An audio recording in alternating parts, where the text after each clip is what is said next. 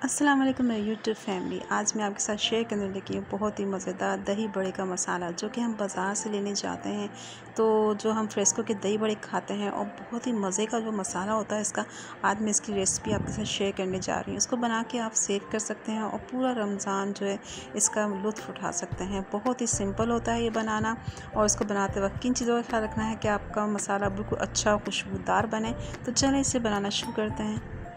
सबसे पहले तो मैंने ये देखें साबित मिर्चें ली हैं, ये 15 से 20 अदद हैं। गोल वाली लाल वाली जो होती है ना, ये आपने लेनी है और इसको हम ड्राई रोस्ट करेंगे। इससे ये होगा कि इस पे एक अच्छा सा कलर आएगा। इसको आपने बिल्कुल ब्लैक नहीं करना है, इसका रंग ब्लैक या डार्क नहीं कर देना, इसको जला नहीं देना है।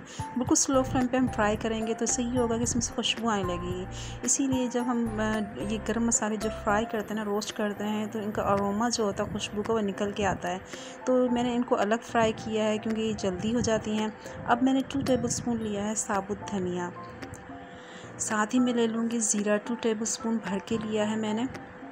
और इसको आपने साफ़ कर लेना अच्छी तरह से। घर में बनाने का यही फ़ायदा होता है कि ये सारे मसाले आपको पता होते हैं, बिल्कुल साफ़ होते हैं, इनमें मिट्टी नहीं होती, कंकड़ नहीं होते, जो कि सेहत के लिए बहुत नुकसानदेह होते हैं।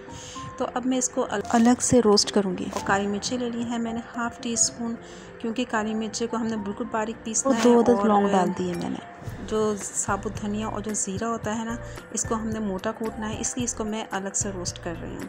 तो इसको जब तक आपने गर्म करना है, फ्राई करना है, जब तक इसे अच्छी सी खुशबू ना आने लगे और ये कराने ना लगे।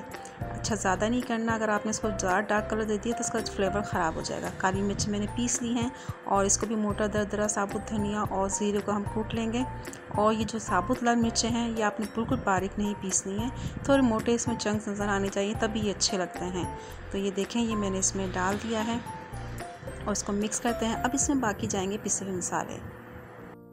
1 टेबल स्पून इसमें मैं डाल दूँगी नमक का, और 1 टीस्पून इसमें मैंने डाला है काला नमक। थोड़ी सी इसमें मैं टाटरी डालूँगी, इतनी ज़्यादा नहीं डालने के आप बिल्कुल खट्टी हो जाए, बस ये है कि इसका फ्लेवर जो है इन्हेंस होगा, मिर्चों का ज़रा कुछ बिटरनेस हो कम होगी।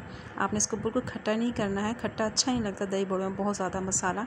और इसके अलावा इसमें मैं थोड़ा सा चाट मसाला भी डाल दिया है। बस हमारा मज़ेदार सा खुशबूदार ये मसाला तैयार है। इसको एयर कंटेनर में रखें टाइट, और पूरा महीना इस्तेमाल करें, बना के रख लें रमज़ान से पहले। उसे ज़रूर ट्राई कीजिएगा, आपको ये खुशबूदार स्पाइसी मसाला बहुत ही पसंद आएगा। और अपना कमेंट देकर ज़रूर बताइएगा ये कैसा लगा आपको। फिर मिलेंगे इंशाल्लाह नेक्स्ट किसी अच्छी रेसिपी के साथ। तब तक के लिए अल्लाह हाफ़िज़।